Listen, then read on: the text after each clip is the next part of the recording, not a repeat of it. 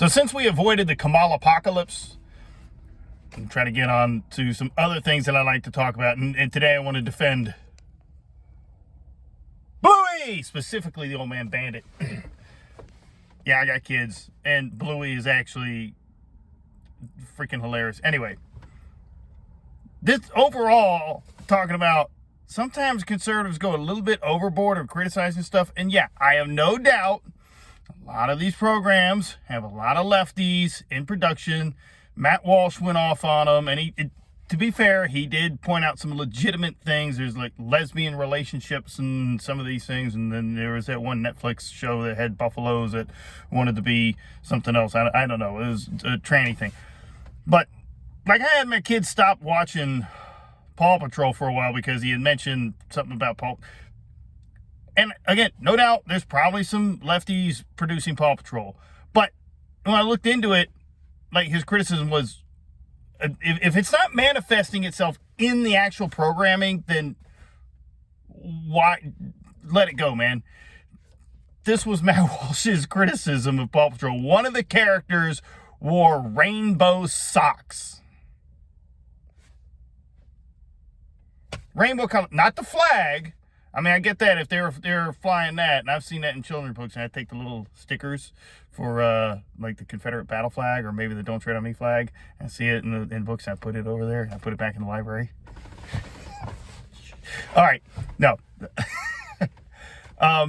Yeah, socks, multicolored socks on one of the characters. Like, that's it? That's what you got? Anyway, Blaze a few weeks ago, this was before the election, so I forget who wrote the article, but they were slamming Bluey's dad, Bandit, for being a plaything for the kids and not being a traditional dad. Look, first off, is Bluey perfect? Is the show perfect? No, but I grew up on G.I. Joe back in the 80s, and we, as kids, understood that wasn't an accurate representation of the military. It's not accurate representation of families and how they actually should be. It's a cartoon, and yes, they go kind of to extremes. The parents in Bluey do kind of go to extremes to play with their kids. And so, where in the real world, most parents would be like, okay, look, playtime, we gotta stop. But yes, you should still play with your kids.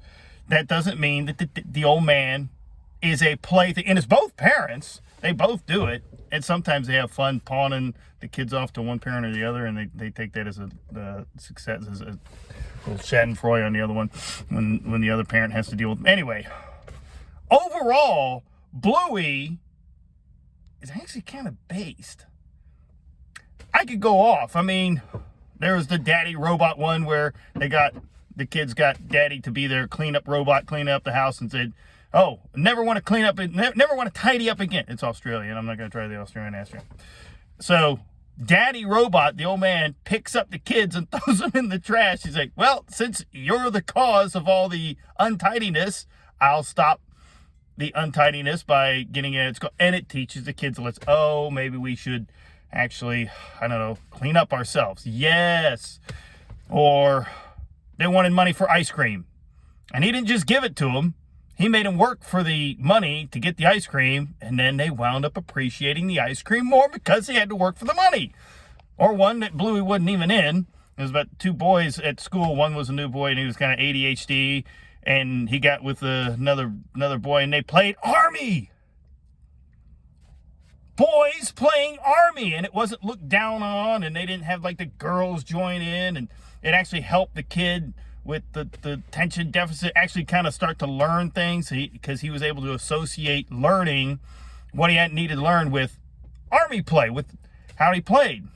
And it portrayed playing Army by boys in a positive light. Now, my favorite one, I think this was in season 3, where Bluey comes up with an obstacle course and then challenges, and of course, the old man just runs through it, beats him. And there's 3 courses of action that could have wound up taken, and actually none of these 3 would have been considered outright woke or outright a sellout. 1, all right. So Bandit destroys his daughter Bluey at the obstacle course, and mom comes, hey, do you think that was really fair? I mean, maybe you should dial it back.